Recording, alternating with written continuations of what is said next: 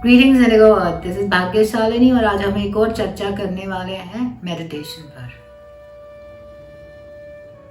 Meditation और silence या शांति का क्या रिश्ता है? शांति जब होती है तब हमारे को एहसास होता है।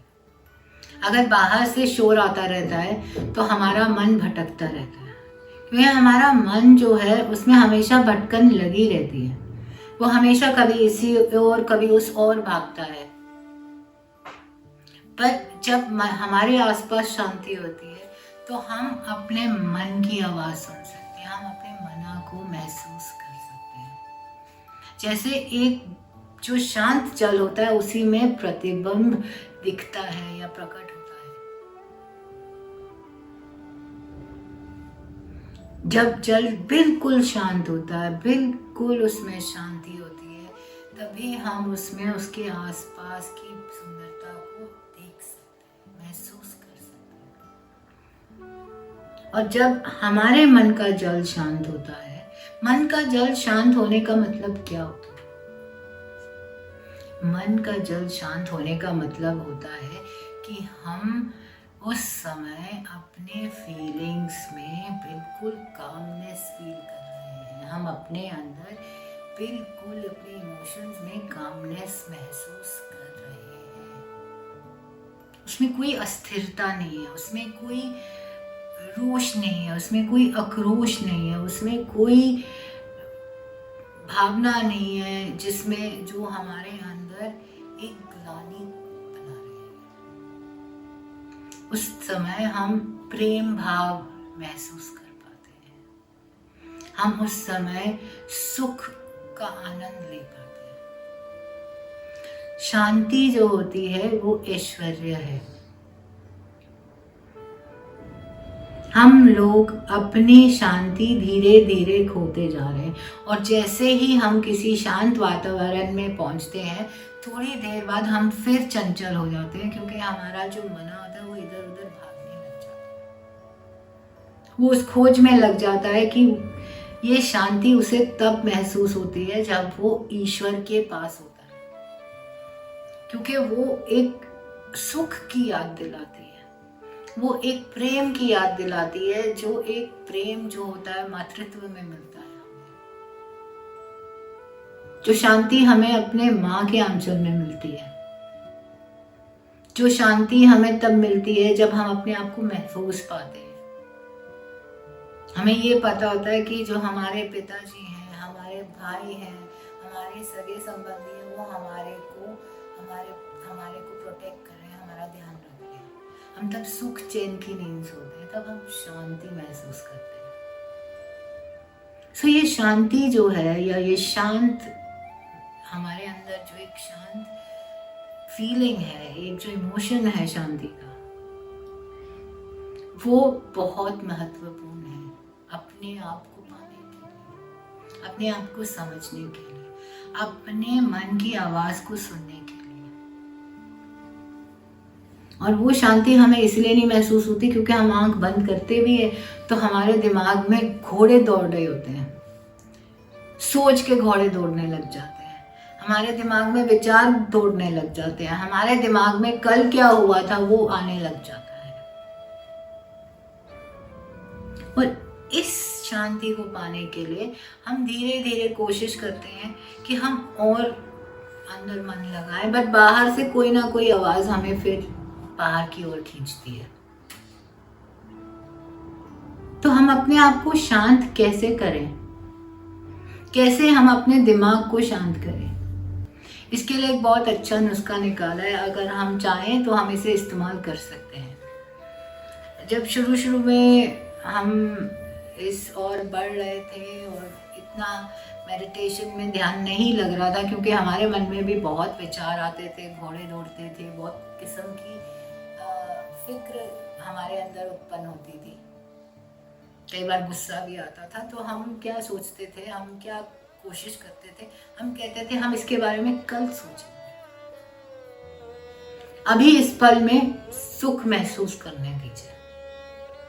अभी शांत करते हैं, इसको रख देते हैं इस फाइल को, कल इस फाइल को यूज़ करेंगे, कल इस फाइल के ऊपर विचार करेंगे। ऐसे करते करते हमने ये देखा कि हम हर फाइल को जो हमें पीड़ा दे रही थी, जो हमारे अंदर द्वेष पैदा कर रही थी, जो हमारे अंदर गुस्सा ला रही थी, जो हमारे अंदर अशांति ला रही थी, जो हमारे को परेशानियां बना रही थी, वो सब चीजें हमने कल पर डाल दी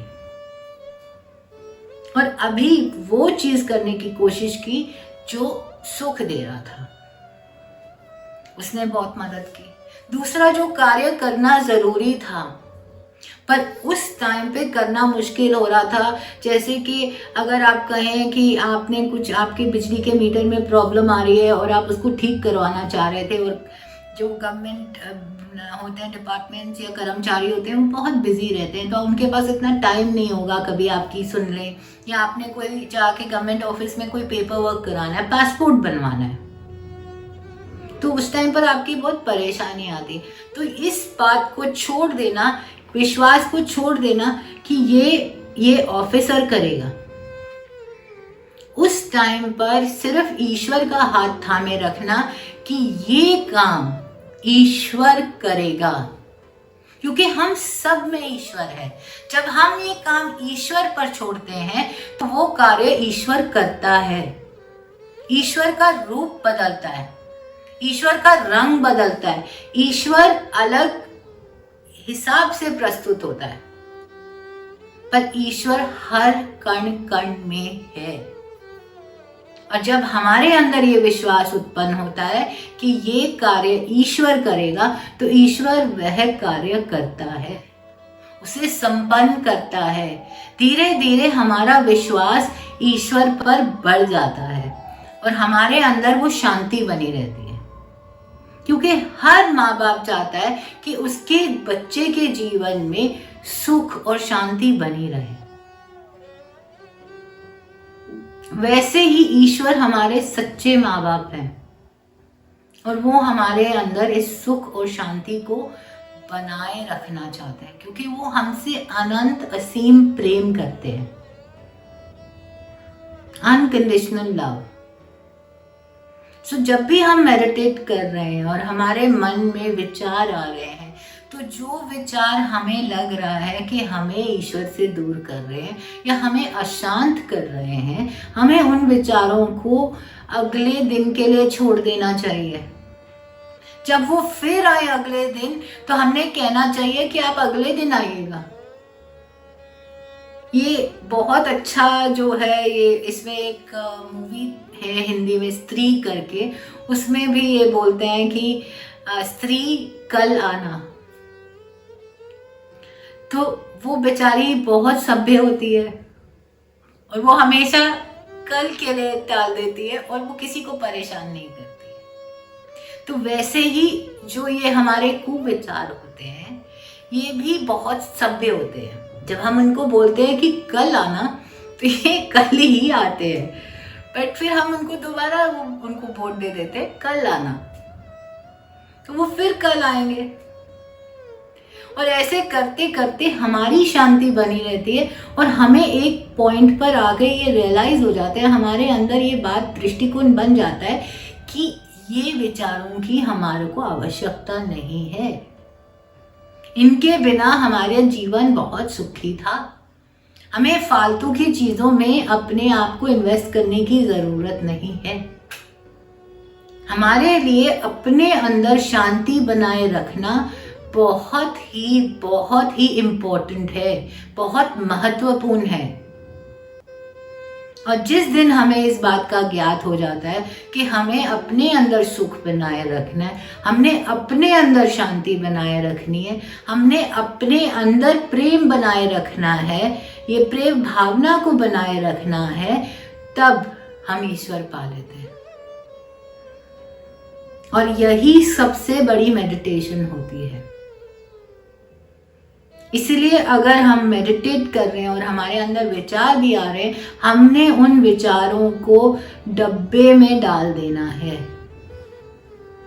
चाहे वो कल का डब्बा हो या उस डब्बे में जिसमें हम जान सकें कि इसकी आवश्यकता नहीं है, और जो चीज़ करनी है उसे करके फिर शांत हो जाएं, ताकि उस शांति को हम भंग ना करें।